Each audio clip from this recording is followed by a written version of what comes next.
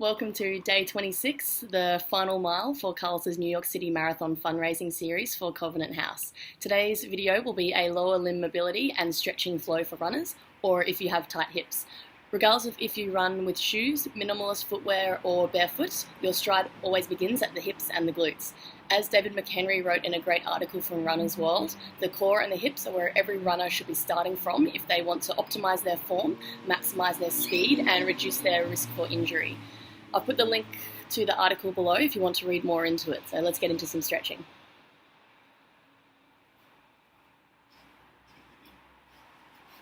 Find yourself a mat, a foam roller, and a TheraBand or towel for your stretches. Once you're lying on your back, try to get the weight even between both sides of the body. We'll start with some neural flossing. What this does is that it runs the nerve through the back of the leg. There's a sciatic nerve in there. You can do it with your toe pointed and also try it with your foot flexed as well, just to get the nerve on the stretch. There's a muscle in the glute called the piriformis, which this nerve can sometimes run through. So to assist with stretches, try to do some neural flossing first.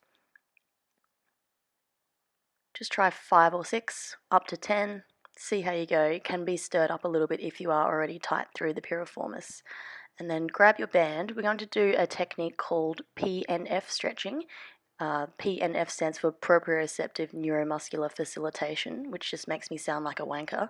So PNF stretching, what you do is that you push against a resistance. So what you're doing is tricking the stretch receptors in the back of the muscle to stretch a little bit further. So you'll see the magic happen where my leg goes up a little bit higher.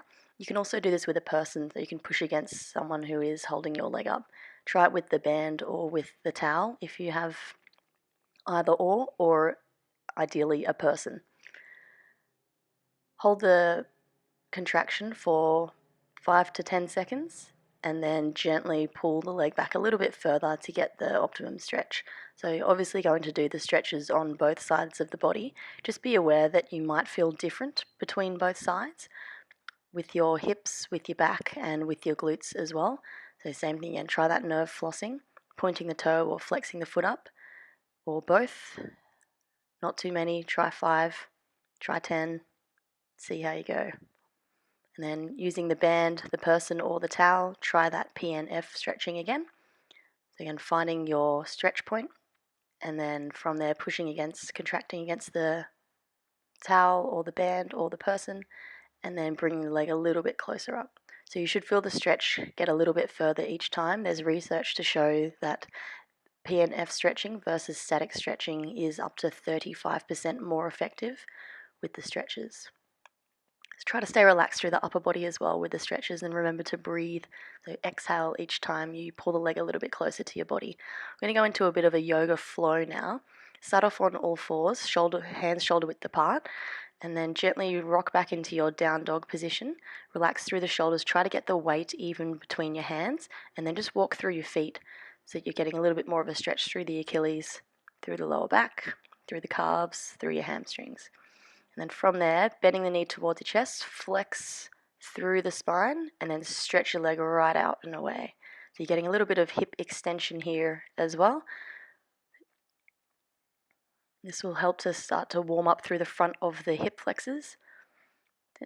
Again, I've just did 5 here. You can do more if you like. Once you step your leg forwards, you can either stay leaning forwards from the hips, or you can lift up out of the waist like I have. Try to relax the shoulders again. If you need a bit more room through your hip, you can bring your right foot across, so you open up through the hip a bit more. You can lean down slightly if there's some room, and you can lift your back knee up if you want a slightly longer stretch. Remember to breathe. And if you want to stretch a little bit more through the psoas, so another muscle through the hip flexor, whatever knee is on the mat, you stretch that arm up towards the ceiling and reach across to the other side. From here, we'll go into pigeon stretch. How much you stretch through your glute depends on how straight your shin is. So the front shin, if you're a little bit tight through the glute, you can bring your shin a bit closer to your body. If you're a little bit more flexy through the glute, you can bring the shin further away. So if you lean forwards as well, you'll get a bit more of a stretch through the glute. And to stretch out through that posterior sling, that posterior chain, you can reach your arms over to each side and really stretch out long through the back. Reach out through the fingertips. Smell your own armpit. Remember to breathe. And then come back down into your down dog. Just walk through the feet again. Try to get the weight even between both sides of the body. And you'll do the same little flow on the other side. So again, bending the knee up towards your head, stretching your leg up towards the ceiling. So again, you'll notice a difference between your left and your right sides because you've already stretched out one side of the body. If you like, you can also do this move, so do the big hip extension and then do it on the other leg and keep it totally even rather than just doing one leg all at once. And once you've done that hip extension, step the leg forwards, stay on the mat or stay upright or come upright with your body. Bring the leg across if you need to. If you want a little bit more room to stretch, you can lower your arms down. You can lift that back knee up again. Just be really gentle when you lower it down. Again, depending on what floor you have. I'm doing it on AstroTurf, so it's quite soft. Coming into your pigeon stretch. So again, there my shin is very close to my body. If you want a bit more of a stretch, you can bring your shin at a more 90-degree angle. And stretch out through the back. Try to get that posterior chain stretched out as well. You're stretching out through the lats. And then bring your hands to both sides just so you can even it out between both sides. And then from here, back down into your downward dog just to stretch out through the back. Now we'll go into I'm just going to call it a Cossack stretch. Not that I've ever been to Russia or seen them, but you're pretty low with your lunge. Try to line up your heel with your knee. You can turn your foot out to the side or you can turn your foot in. And the same thing, and you can bend down and relax down into the stretch, or you can stay lifted up. And you can also point and flex a toe as well to stretch out through that nerve. And come down as low as you like with the stretch. You should feel that stretch through the inner thigh, so in through the adductors. Good. And then try the other side as well. See how you go with flexing and pointing the toe. Again, you'll notice a difference between both sides with the stretch.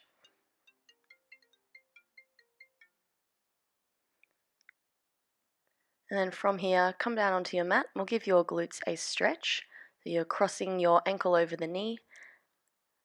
Again, to give yourself a bit more of a stretch, you can pull your feet closer towards your body. Try to sit up tall to start with and just gently feel how far your hips are going. And if you like, you can flex forwards to stretch a little bit more through the glute. You might feel a little bit tight through the hips with this one, so just be careful. And you'll notice a difference between your left and your right sides, as you'll see when I cross my right ankle over. Again, sitting up tall first, remember to breathe, and then gently lean forwards if it's comfortable, just to stretch out a little bit more through the glute.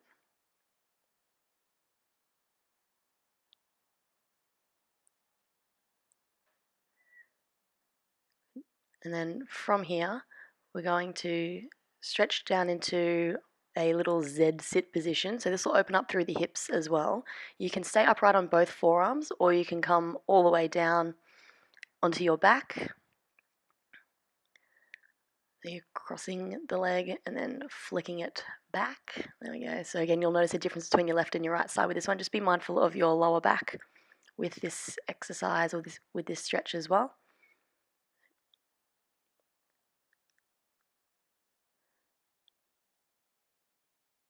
And then we'll go into a side lying quad stretch. There's lots of ways to stretch through the front of the thighs. You can do it lying on your side, you can do it standing, you can do it kneeling up against a wall. I'm just doing it lying on my side because it was easy to get that flow together. So with all your stretches, make sure you breathe the whole way through. Each time you exhale, you can stretch a little bit more. Try to relax your shoulders. Hold for anything from 15 to 45 seconds. And if you're feeling any pins and needles or any pain, just back off the stretch a little bit. It should just be a nice pull. And hopefully you have your foam roller handy. So everyone's favorite foam rolling exercise is rolling down the ITB, which can be very tight in runners just because it takes a lot of the strain through the kneecap and also through those outer thigh muscles. So you can put your front foot in front if you need to help push you off, and then you can also stretch out through the front of the quads as well. So again, relax through the shoulders, just be mindful of your lower back. Use the hands to pull you up. I'm obviously pretty happy with myself being able to do that. Again, pushing through the hands. And then once you've done that, just come down into your little stretch here, just to stretch out through your lower back again. And you can also foam roll through your calves as well. It's just a bit of self-massage. A nice way to finish off your little yoga flow.